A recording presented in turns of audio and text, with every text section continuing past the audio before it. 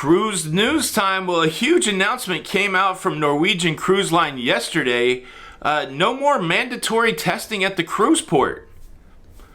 Cruise news. Let's talk about it.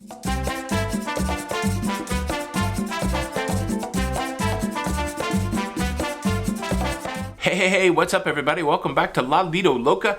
I'm your host Tony here on location at the beautiful Coco Cay Island, Royal Caribbean's private island. Let me shut my mouth for a second and give you 10 seconds of what a perfect day at Coco Cay looks like. Shh, here you go.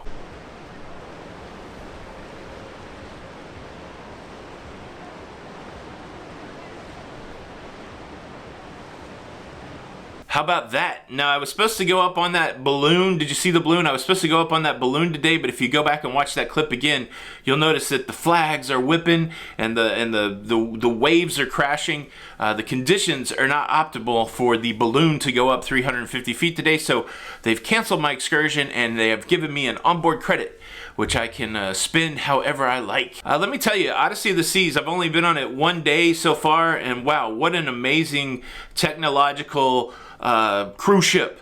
I was on the sister ship Spectrum of the Sea, so I had a little bit of an idea of what to expect, but being back and seeing things that are going on in the, the 270 lounge.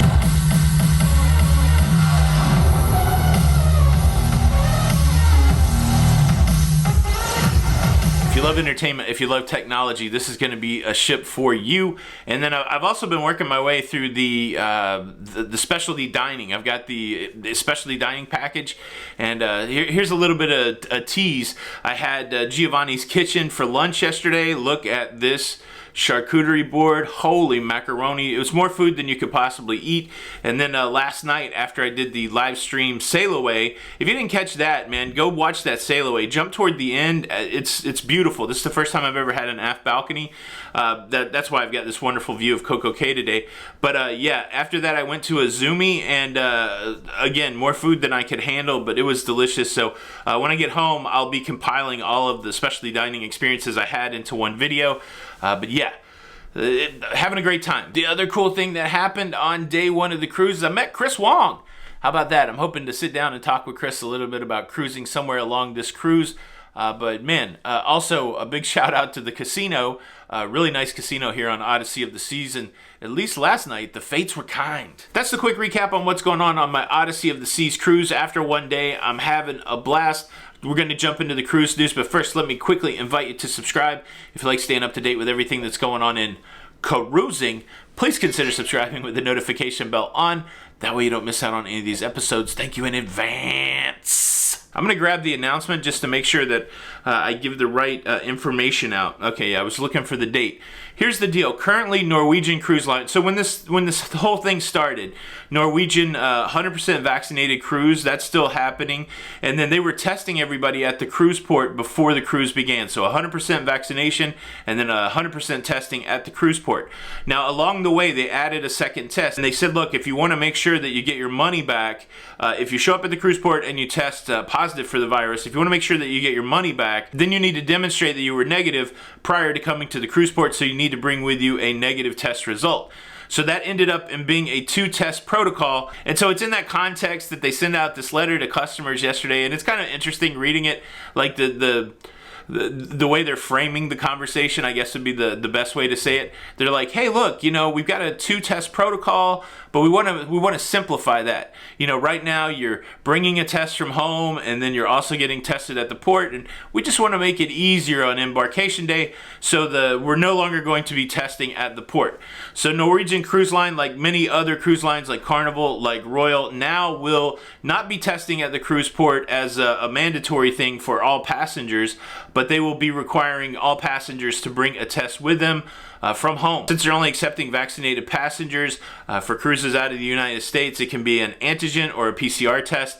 It has to be taken 2 days prior to your sailing. They do the day thing also. So like if it's a Wednesday sailing, it can't be taken any sooner than Monday. You just back 2 days off of your sail date. The time of the day doesn't necessarily matter. And then for foreign ports that they are sailing out of, there's a 3-day requirement. But really, this is hitting most of the people in the U.S. But on a side note, they're not completely doing away with testing at the port. It does say here, if you do not show up at the cruise port with a negative test result, then you can take a test at the port for your expense, $99 expense. So there is a little bit of a safety net. If for some reason you can't get your negative result before you go to the cruise port, there will be a process. That's going to, of course, lengthen your embarkation process. It is going to, of course, incur a cost of $99. And this isn't going to kick in until January the 17th, 2022. And so if you've got December Norwegian cruises, early January Norwegian cruises like we do, you'll still be a part of that 2 testing protocol. Overall, I think this shows us a few things. First and foremost, it shows us that they're still going to be testing, in the first quarter of 2022. The cool thing is if testing does go away, they'll be able to ramp that down without any huge possible financial commitment to the third party. So there could be a lot of things going on behind the scenes there. That's just me speculating. It does seem like since the majority of the cruise lines are leveraging people getting their own test at home prior to the cruise, it does make it an easier way to ramp testing down. But I do believe, at least for the first half of next year, we'll still see a lot of testing on cruise ships. Let me ask you this. Are you impacted by this change? Are you on Norwegian after January 17, 2022? Why do you think they're doing it? Leave a comment below. And look, I'm going to continue to advocate for the proctored home test. I still find the at-home test to be the easiest one to deal with. I've taken 4 at-home tests for cruises on Royal, Carnival, Princess, and Royal again. If you didn't see the video that I did, check that out there. It walks you through the whole process. Make sure you get the right test. It has to be proctored. But yeah, if you want to know how the process works for an at-home test, I do a full walkthrough there. Thanks so much for checking out the show. This is Tony with Lido, Loca, and until the next time, we'll see you on the Lido. Bye.